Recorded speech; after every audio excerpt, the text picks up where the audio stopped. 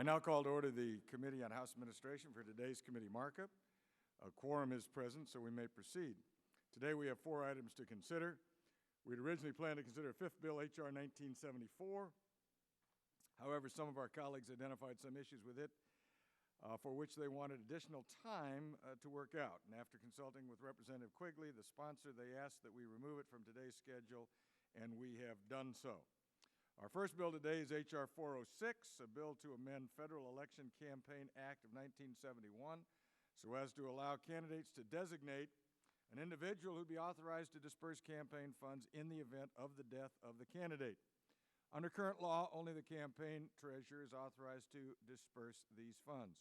First introduced by Congressman Walter Jones in 2008, this bill will give candidates more flexibility when deciding who should have responsibility over where campaign funds are distributed. The second bill is H.R. 6122, a bill to revise the authority of the Librarian of Congress to accept gifts and bequests on behalf of the library.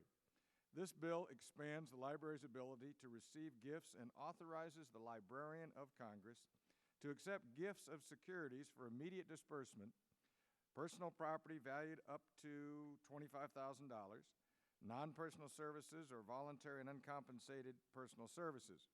It would also require the librarian to describe each gift or bequest valued at $1,000 or more in the annual report of the Library of Congress. The third measure to be considered is H.Con. Res. 132, authorizing additional funds for printing the publication Hispanic Americans in Congress. This resolution will bring the printed number of Hispanic Americans in Congress on par with the previous publications Women in Congress and Black Americans in Congress. Finally, the committee will consider H.R. 1402, introduced by Mr. Kildee and co-sponsored by our ranking member, Mr. Brady, which will authorize the architect of the Capitol to establish battery recharging stations for privately owned vehicles in house parking areas. Users of these stations will be charged a fee approved by the committee to ensure that there is no net cost to the government. I thank my colleagues for being here today and I now recognize Mr. Gonzalez for any opening statement that he may wish to make. I waive opening, Mr. Chairman. Thank you. That was the finest presentation that I've heard from you in a long time. No, thank you very much for your courtesy, and I understand that we are attempting to try and deal with members' schedules with other committees, so I appreciate that.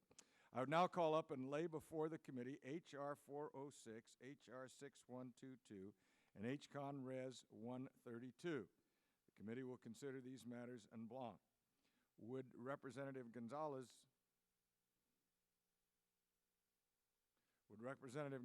like to be heard on any of these matters? Again, Mr. Chairman, we've gone over these. They're not controversial, and it's actually welcoming news that today it'll be an efficient use of our time on matters that are important, but that we have a meeting of the minds. So I yield back. I thank the gentleman. Would any other member like to be heard on any of these matters? The gentleman from Georgia. Mr. Chairman, thank you very much. And very briefly, I want to say that I fully support H.Con. Res. 132.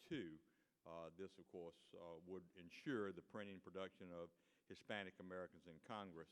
I believe that it is important that we honor and recognize all Hispanic Americans who have served in this body and, of course, in the other chamber. At the same time, though, I wanted to make this statement because when we have significantly reduced funding for the legislative branch by 10.5% during this 112th Congress, I believe that we must continue to find ways that we can save taxpayer dollars. We must acknowledge that the primary source of information is now online. We've had recent hearings on that. Through the leadership of this committee, we have seen the decline in physical production of the Congressional Record, Federal Register, and U.S. Code.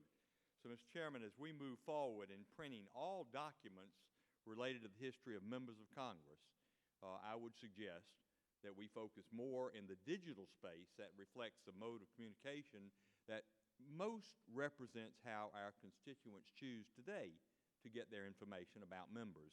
And so I ask my colleagues to keep this important point in mind and as we move forward in the future, and I yield back. And thank the Chairman. I thank the gentleman for his comments. Are there any others who wish to make comments? If not, I would move that H.R. 406, H.R. 6122, and H.Con. Res. 132 be ordered favorably to the House. The question is on the motion. All those in favor of the motion signify by saying aye. Aye. All opposed signify by saying nay. In the opinion of the chair, the ayes have it, and the motion is agreed to. Without objection, the motion to reconsider is laid upon the table. I would ask unanimous consent that the committee staff be authorized to make any necessary technical or conforming changes to the measures the committee just considered. Without objection, it is so ordered. Does any member wish to file supplemental, minority, or additional views for inclusion in the committee reports to the House? Okay.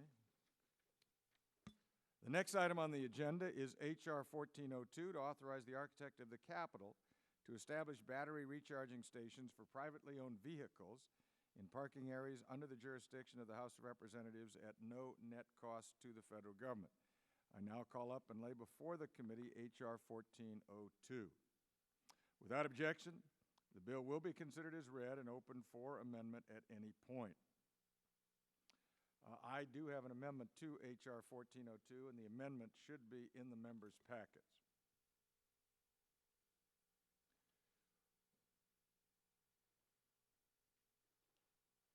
If there's no objection, the amendment will be considered as read, and I would now recognize myself to speak in favor of the amendment. This amendment adopts language that parallels the Senate's companion electric car bill. Under this amendment, if the architect of the Capitol determined members and staff using electric cars were receiving a subsidy, the committee would receive a plan from the architect. If the committee did not act within 60 days, the architect would take appropriate steps to increase rates or fees to the members using it or staff using it to ensure that there would be no subsidy. I would urge all members to support this amendment. And is there any other member who wishes to be heard on the amendment? If not, without objection, the question is on the amendment. All those in favor signify by saying aye. Aye. All opposed signify by saying nay. In the opinion of the chair, the ayes have it. The amendment is agreed to. I move that the committee report H.R. 1402 favorably to the House with an amendment. So the question is on the motion. All those in favor of the motion signify by saying aye. Aye. All opposed signify by saying nay. In the opinion of the chair, the ayes have it, and the motion is agreed to. Without objection, the motion to reconsider is laid on the table. I ask unanimous consent that the committee staff be authorized to make any necessary technical or conforming changes to the measures the committee just considered. Without objection, it is so ordered. Does any member wish to file supplemental, minority, or additional views for inclusion in the committee report to the House? All right, if not, there are no more items on today's agenda, and I thank the members for their participation in this markup. I now adjourn the meeting.